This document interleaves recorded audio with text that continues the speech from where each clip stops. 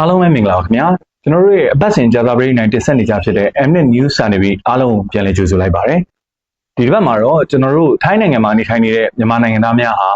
ထိုင်းနိုင်ငံရဲ့စီးပွားရေးအတွက်ဘတ်ငွေ221ဘီလီယံကျော်အထိသုံးစွဲပေးနေတဲ့အကြောင်းကိုလေ့လာတွေ့ရှိမှုတစ်ခုမှာဖော်ပြထားတဲ့သတင်းကိုတင်ဆက်ပေးမှာဖြစ်ပါတယ်ထိုင်းနိုင်ငံခြေဆိုင် Hypo ကုမ္ပဏီရဲ့2026ခုနှစ်စီးပွားရေးသုတေသနအစီရင်ခံစာအရထိုင်းမှာနေထိုင်တဲ့မြန်မာနိုင်ငံသားဥယေဟာ4သန်းအထိရှိပြီးတော့၎င်းတို့ရဲ့နှစ်စဉ်စီးပွားရေးလက်ပတ်ငွေဟာထိုင်းဘတ်ငွေ221သန်းအထိရှိတယ်လို့ဖော်ပြထားပါတယ်ရခိုင်ကဝန်ထမ်းအုပ်စုဖြစ်တာမြင်တွေ့ရတဲ့မြန်မာရွှေ့ပြောင်းနေထိုင်သူတွေဟာယခုအခါဝင်ငွေတိုးတက်လာပြီးတော့ဝယ်ယူနိုင်စွမ်းမြင့်မားတဲ့စားသုံးသူအုပ်စုဖြစ်ပြောင်းလဲလာတယ်လို့သုတေသနမှတ်တမ်းမှာလည်းဖော်ပြထားပါတယ်အသုံးစရိတ်အများဆုံးသောအခန်းကဏ္ဍတွေကတော့အစားအသောက်နဲ့ဖျော်ရည်မြကလုပ်ငန်း၊တည်ပို့ဆောင်ရေးလုပ်ငန်း၊နေထိုင်ရာအိမ်ယာနဲ့ digital စီးပွားရေးငွေကြေးဝန်ဆောင်မှုတွေပါဝင်ပြီးတော့ပြည်တွင်းဈေးကွက်စီးပွားရေးအရေးပါတဲ့စားသုံးသူအင်အားတရက်ဖြစ်လာနေပြီလို့ဆိုပါတယ်။စီးပွားရေးကျွမ်းကျင်သူတွေကတော့ထိုင်းစီးပွားရေးလုပ်ငန်းရှင်တွေအနေနဲ့မြန်မာစားသုံးသူတွေကိုဈေးသက်သာမှုတစ်ခုတည်းနဲ့မဟုတ်ဘဲနဲ့ယဉ်ကျေးမှုကိုနားလည်မှုလူမှုအတိုင်းဝိုင်းယုံကြည်မှုကိုအခြေခံပြီးချင်းကပ်ဖို့လိုတယ်လို့လည်းသုံးသပ်ထားကြပါတယ်။လက်ရှိတော့ဘန်ကောက်နဲ့အနီးတစ်ဝိုက်မှာရှိတဲ့ပတ်ဝန်းကျင်ဒေသတွေဖြစ်တဲ့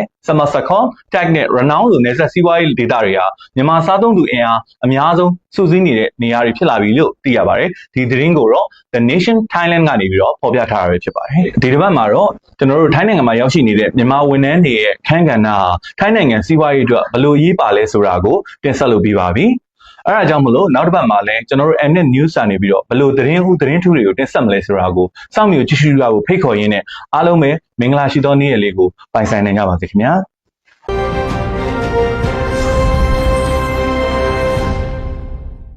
Mnet, your social partner.